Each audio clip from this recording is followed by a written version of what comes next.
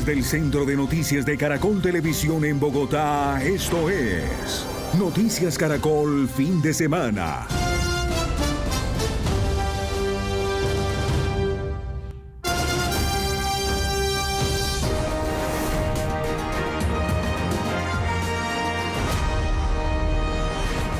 Colombia decide 2026, faltan en este momento 6 días, 12 horas, 57 minutos y corren los segundos para que se abran las urnas el domingo 21 de junio, cuando decidiremos quién será el próximo presidente de Colombia.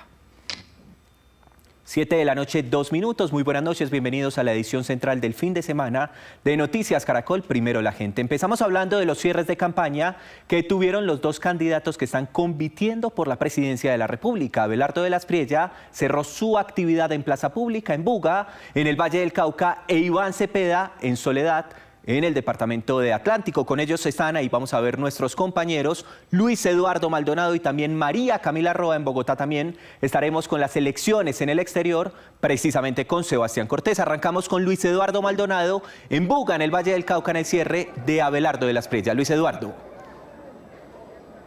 Un cierre de Abelardo de la Espriella en dos escenarios. El primero fue religioso, acá en la Basílica del Señor de los Milagros, donde dijo vino a refrendar su fe, su amor y su esperanza en lo que va a ser la jornada electoral del próximo domingo. Habló del peligro del voto en algunas regiones del país, especialmente denunció presencia armada en el departamento de Nariño. Habla de 46 municipios y en Cauca de 36 municipios. Dice que allí hay grupos armados que están amenazando a la población civil, amenazando a los electores para que voten a favor del candidato de la oposición. Pero ha dicho Abelardo de la Espriella que comenzó su campaña con un lento caminar que ha ido creciendo y marcando historia en el país. Habló ante centenares de personas y expresó su necesidad o su plan de gobierno para mejorar la seguridad del país. Explicó en detalle por qué exactamente vino a esta ciudad a elevar una oración. Hoy también he venido a encomendarle al Señor de los Milagros el triunfo en este segundo tiempo de la democracia. El primer tiempo ya lo ganamos con dignidad, sin politiquería, con valentía, contra las maquinarias, lo ganamos contra el establecimiento, contra los de siempre, contra aquellos que creían que el pueblo nunca despertaría. Y ahora viene la victoria definitiva. Y esa victoria no será de un candidato, será la victoria del pueblo colombiano, será la victoria de las regiones. Abelardo de la Espriella le ha insistido a sus seguidores en que en las mesas de votación tienen que proteger el voto, pero también deben estar vigilantes para evitar la compra del sufragio. Mañana mismo estará en la ciudad de Barranquilla. Lo que ha dicho es que esta semana se concentra en esta ciudad para tener varias reuniones a puerta cerrada y allí el próximo domingo esperará los resultados de esta segunda vuelta presidencial. Muy bien, Luis Eduardo, eso por el lado de Abelardo de la Espriella. En el caso del candidato del Pacto Histórico, Iván Cepeda, como les contábamos, hoy estuvo en Soledad, en el departamento del Atlántico, y desde allí le habló a sus seguidores. María Camila Roa está con nosotros y nos cuenta los detalles. María Camila. Sí, Pablo, buenas noches. Hoy se habló mucho aquí en este cierre de campaña de remontar. Fue quizás la palabra que más sonó sobre esta calle 77 de Soledad Atlántico. Y en Tarima, el principal mensaje de Iván Cepeda a sus seguidores, a su militancia, fue el de la confianza, el de no tener miedo, un llamado a la esperanza. Les pidió confiar en la victoria en esta segunda vuelta y en ese sentido movilizarse en estos días que quedan de campaña. Les pidió convencer a los indecisos y convocar a aquellos votantes que no ejercieron su derecho el pasado 31 de mayo. Dejaron clara su meta en Tarima, 1 millón de votos en el departamento del Atlántico. Eso es prácticamente redoblar la votación que, recordemos, sacó Cepeda el pasado 31 de mayo, que fue de 540.000 votos. La meta es 1 millón de votos en esta región del país, y el mensaje de Iván Cepeda fue el de garantizar no solo esta victoria, sino que las transformaciones que inició este gobierno del presidente Petro se perpetúen perpetúen para que no las pueda desmontar ningún otro gobierno en el futuro. Escuchen. El próximo 21 de junio debe ser una gran jornada de movilización democrática y popular.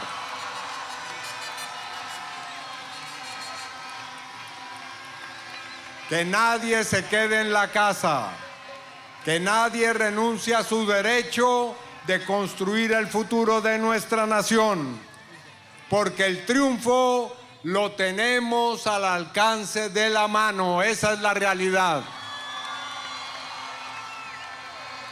Porque podemos conquistar un segundo gobierno progresista que profundice las transformaciones iniciadas y abra una nueva etapa de prosperidad, justicia y democracia para Colombia.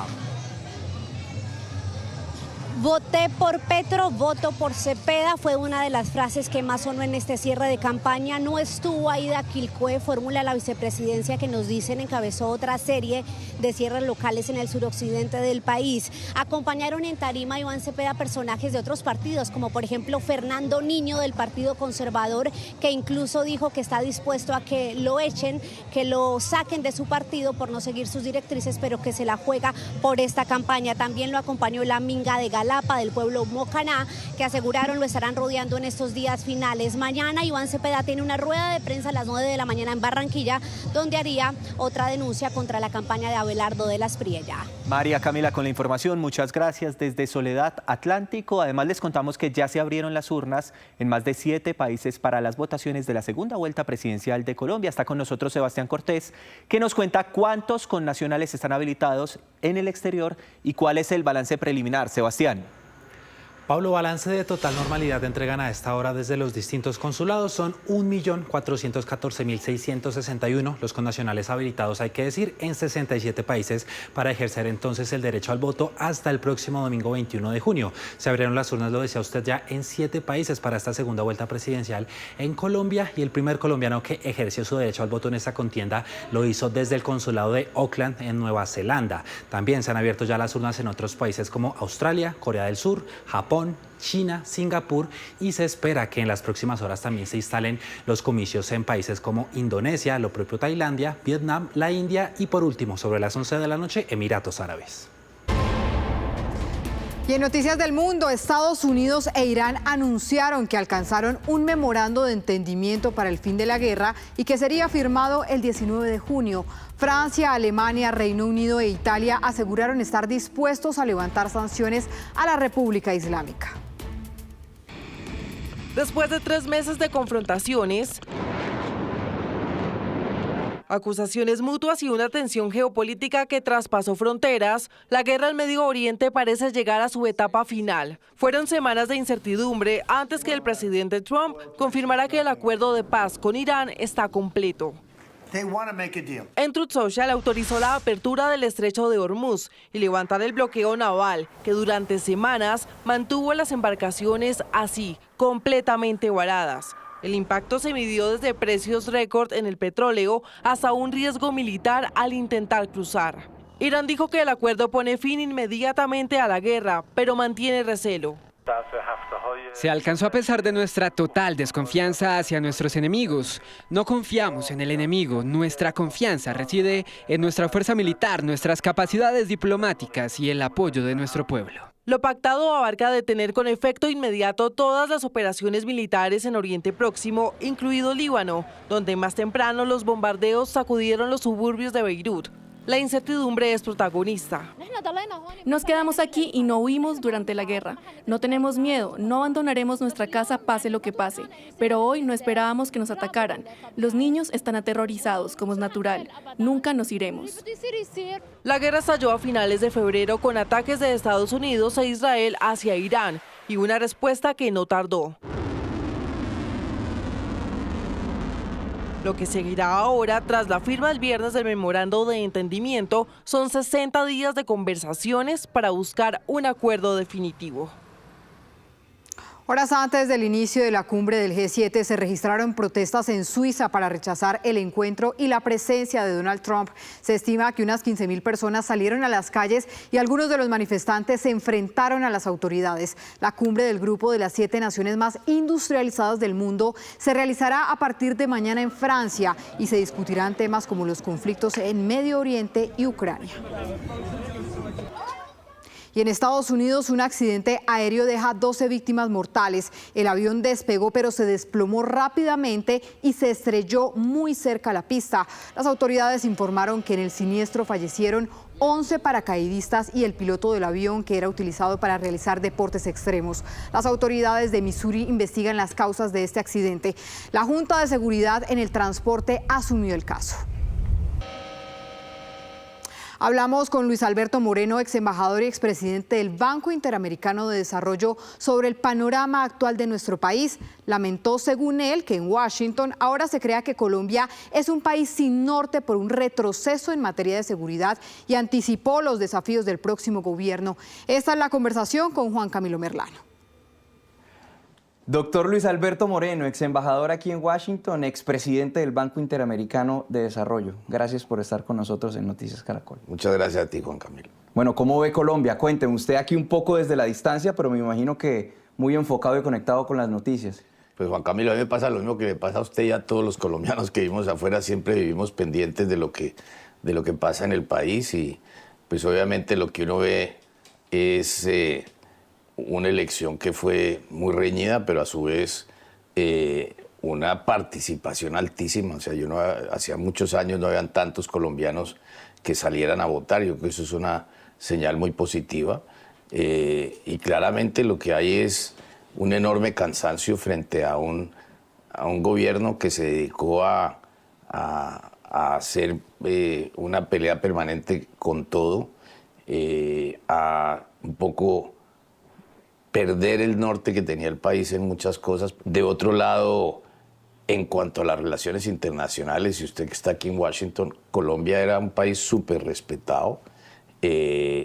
Aquí cuando yo llegué, me recuerdo mucho, nadie sabía de Colombia. Hoy en día todo el mundo sabe de Colombia, todo el mundo tiene opiniones sobre Colombia.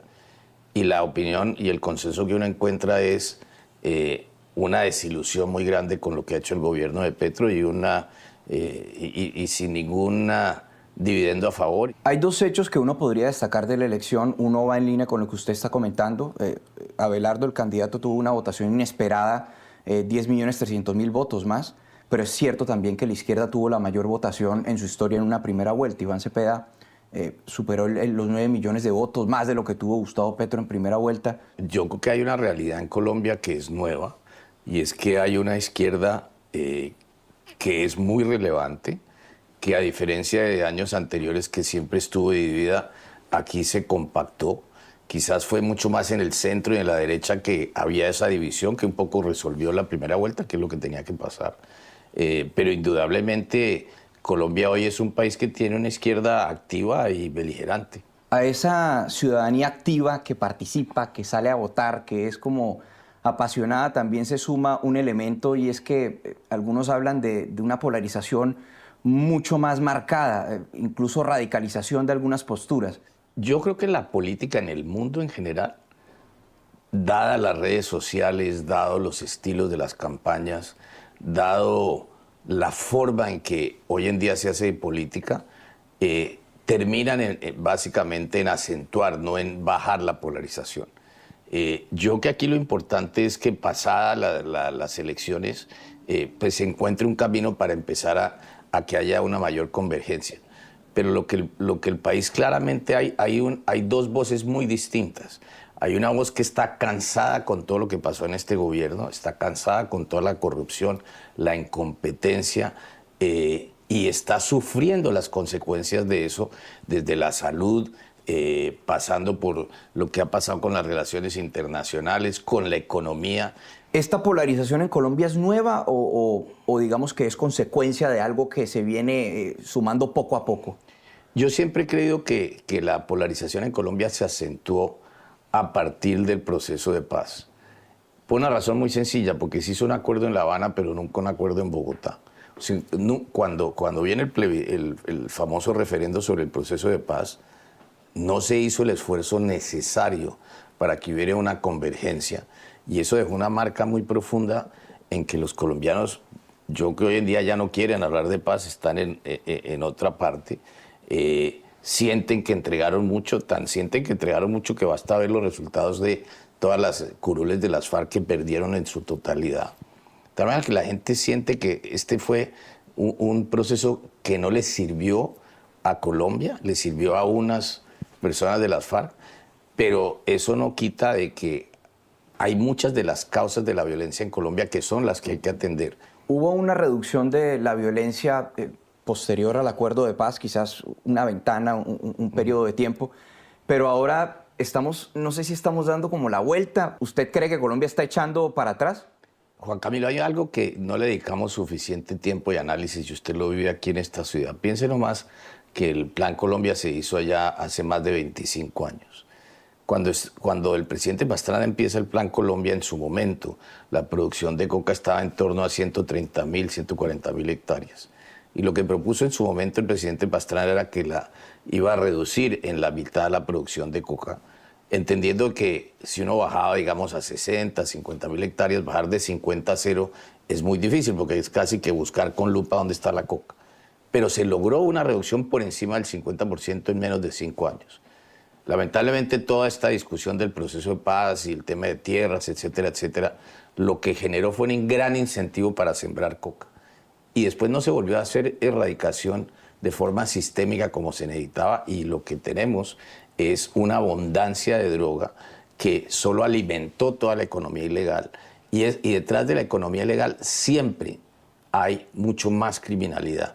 Y eso es lo que vemos en todas partes hoy en día. Y no tenemos cifras oficiales, porque Naciones Unidas ya no está haciendo verificación, o bueno, no está publicando cifras, y la Casa Blanca tampoco. Entonces, es como un estimativo. Y ese problema, Juan Camilo, es muy profundo, porque al final del día yo siempre me hago la siguiente pregunta.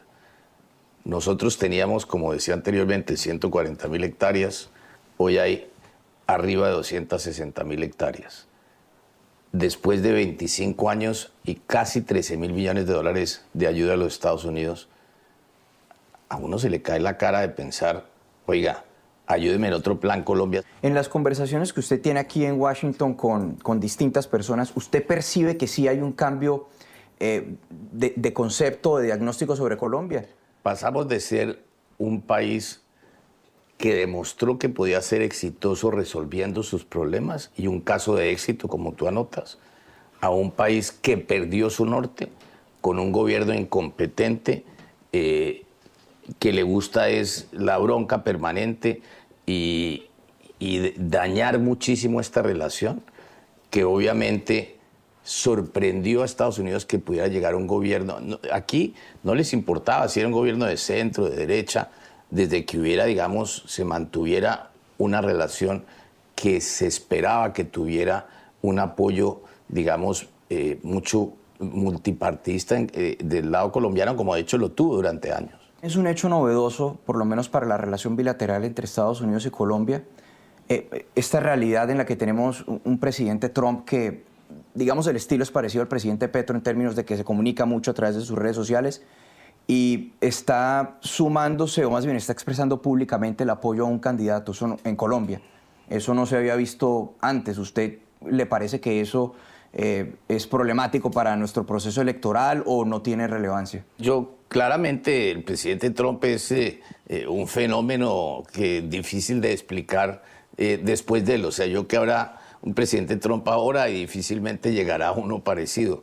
Y él claramente expresa sin ninguna temor todas sus opiniones, y a mí no me sorprende que haya expresado su apoyo a Abelardo de la Espriella, como lo ha hecho con muchos presidentes de América Latina, como lo hizo en su momento en Argentina con el presidente Milei de cara a las llamadas PASO, que son las elecciones de Mitaca, y lo ha hecho en Honduras, lo ha hecho en varios países, de tal manera que aquí no me sorprende que lo haya hecho.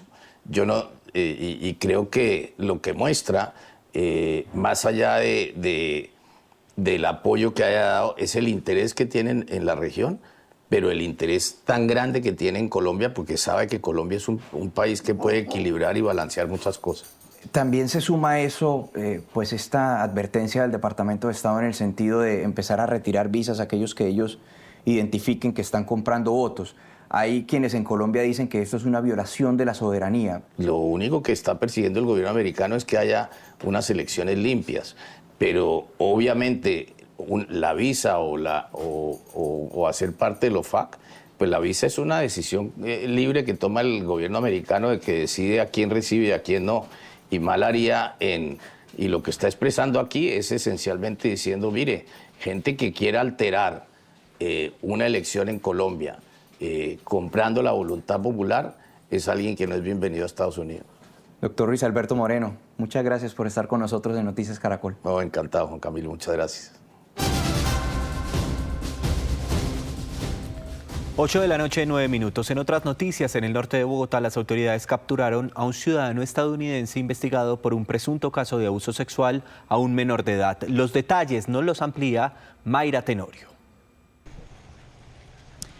Buenas noches. El capturado es un ciudadano estadounidense de 36 años de edad, proveniente del estado de Texas, que según fuentes de la Fiscalía fue trasladado al búnker para ser interrogado sobre estos hechos. El caso se conoció a través de denuncias ciudadanas de los habitantes de este sector de Navarra, en la localidad de Usaquén, que observaron a este hombre haciendo lo que serían actos indebidos en un balcón de uno de estos edificios del sector. Hay que decir que al lugar llegaron Policía de Infancia y Adolescencia, Fiscalía y también Procuraduría, recogiendo los testimonios de la comunidad allí presente e iniciando los actos correspondientes a lo que sería un presunto acto de abuso sexual contra este menor de 7 años de edad. En este lugar, al apartamento ingresó la policía. Allí encontraron a 2 menores de edad más y a una mujer. También les cuento que a través de redes sociales la Procuraduría General de la Nación rechazó este hecho y la directora del ICBF, Astrid Cáceres, también resaltó que los menores ya se encuentran bajo protección del instituto. Los detalles del caso los entregó la Policía de Bogotá. En coordinación con Infancia y Adolescencia se ingresa al apartamento y es así que se encuentran 3 menores de edad de 4, 7 y 15 años, los cuales son trasladados al centro asistencial médico más cercano para que reciban atención médica. Por lo pronto, el ciudadano de nacionalidad extranjera está siendo puesto a disposición de la autoridad judicial competente por los presuntos hechos de acto sexual abusivo con menor de 14 años. Mientras avanza la investigación, los 3 menores reciben atención médica en un centro asistencial y precisamente serán los resultados de estos exámenes médicos muy claves para resaltar qué fue lo que ocurrió y si hay una posible incidencia en un delito. También les cuento que los investigadores intentan establecer la relación de estos menores con este ciudadano estadounidense y por qué se encontraban en este apartamento. Hechos claves, todo esto es parte de una investigación que sigue en curso. Lo vimos hoy en Noticias Caracol. Pues fue noticia en Antioquia la legalización de captura de alias Chalá, señalado del crimen del periodista Mateo Pérez y de otros delitos que serán dados a conocer en la audiencia de imputación de cargos. Recordemos que junto a alias Chalá fueron capturadas otras 5 personas. Hoy fue noticia en el departamento del Chocó el incendio estructural ocurrido en el corregimiento de Domingodó, municipio del Carmen del Darién, que dejó como saldo una persona muerta y alrededor de 6 viviendas incineradas. Aunque las autoridades investigan las causas de esta conflagración, se presume que al interior de una de las casas de madera habría quedado una estufa encendida y eso habría provocado las llamas. Las familias afectadas, como líderes de la zona, en este momento hacen un llamado urgente al gobierno local para que brinden apoyo necesario y así los afectados puedan reconstruir sus viviendas. Hoy fue noticia la instalación del PMU encabezada por la Unidad Nacional de Gestión del Riesgo y la Gobernación del Valle del Cauca en Buenaventura por la emergencia generada por el daño de una tubería. De acuerdo con las autoridades, el arreglo tardaría de 5 a 6 días. Son aproximadamente 32.000 estudiantes los que están afectados por esta situación y continuarían en clases virtuales. El PMU continuará instalado hasta que se restablezca por completo el servicio de agua potable en Buenaventura. La tasa representativa del mercado que regirá mañana será de 3.475 pesos con 72 centavos. El petróleo de referencia Brent cerró la semana en $87 con 33 centavos por barril. El café se comercializará mañana en 2.030.000 pesos por carga en promedio en las principales cooperativas del país.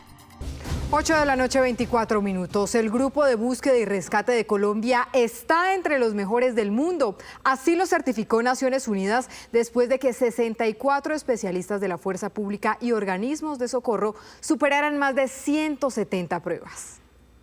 María Isabel, ya te vamos a rescatar. Si me escucha, grite. Ayúdenme, por favor.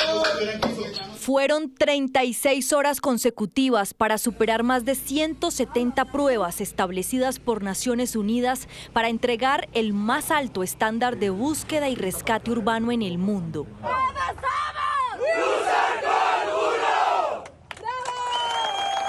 Colombia seleccionó a este grupo élite, los mejores, llamados USARCOL 1, 64 mujeres y hombres del Ejército, la Armada, Policía, Bomberos, Defensa Civil y Cruz Roja, especialistas en gestión, logísticos, médicos y rescatistas que superaron simulacros como terremotos de magnitud 7,3. Les vamos a retirar escombro para poder acceder a él.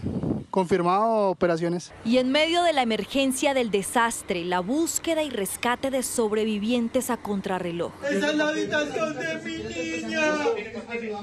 ¡Es la habitación de mi niña! Escuchamos los gritos del bebé. Es un bebé que está llorando. Está consciente. Pusieron a prueba todas las capacidades de respuesta ante el colapso de edificios, el rescate de sobrevivientes o de víctimas humanas o perros y la atención médica bajo condiciones de extrema presión. El equipo también estuvo compuesto por 4 caninos para salvar vidas bajo los escombros. ¿Cuántas personas están con usted? Y entraron a las viviendas sepultadas para rescatar sobrevivientes. Después de 36 horas de pruebas y ya de regreso a Bogotá, la ONU emitió un veredicto. Que su equipo Colombia 01 ha sido reclasificado como equipo mediano usable. ¿Qué significa rojo para usted? Rojo para mí es como si fuera mi hijo, mi compañero, fiel que va a todas partes conmigo, donde vamos a trabajar, él siempre está conmigo. Él me cuida a mí, yo lo cuido a él porque somos una dupla que siempre andamos juntos. Para mí, pues me llena de orgullo, es un peldaño más en mi vida. ¿Cómo recibió usted la noticia? Feliz, a pesar de que fueron momentos difíciles y todo, felices porque se cumplió el objetivo. ¿Qué fue lo más difícil de todo el proceso? Lo más difícil, las horas de trabajo, el trasnocho, el clima. La acreditación significa que nosotros ya cumplimos con los estándares más altos de Naciones Unidas para estos grupos. Esto significa que en cualquier evento donde nos llamen de manera internacional tenemos las capacidades, tanto en experiencia como en equipos, de poder brindar esa asistencia. 4 países del continente, Estados Unidos, Chile, Ecuador y Colombia tienen esta certificación. Cada uno de los integrantes portará en su uniforme una insignia de la ONU como símbolo de años de entrenamiento y experiencia ahora reconocida a nivel internacional. Antes de la segunda vuelta presidencial, llegan las 2 últimas entrevistas. Que yo hice ya la alianza que tenía que hacer que con el pueblo colombiano. Con el pueblo todo, sin el pueblo nada. Los 2 candidatos que se disputan la presidencia de la República hablan en Noticias Caracol. No, yo siempre dispuesto al diálogo. Iván Cepeda, este martes a las 7 de la mañana. Gracias por la invitación, es un placer estar aquí. Y Abelardo de la Espriella, este miércoles a la 1:30 de la tarde. El talante de un gobernante se mide por las decisiones que toma. sus últimas movidas, la campaña en su punto más intenso, la estrategia, todo lo que define el pulso final de esta contienda. Dos opciones, un presidente. Colombia decide 2026. Noticias Caracol, primero la gente. Con esto llegamos al final. A ustedes gracias por la sintonía. Estas fueron las noticias. Nos vemos a las 12:30 del día con una nueva edición informativa. Ya vienen los informantes. Recuerden, somos Noticias Caracol, primero la gente. Feliz noche.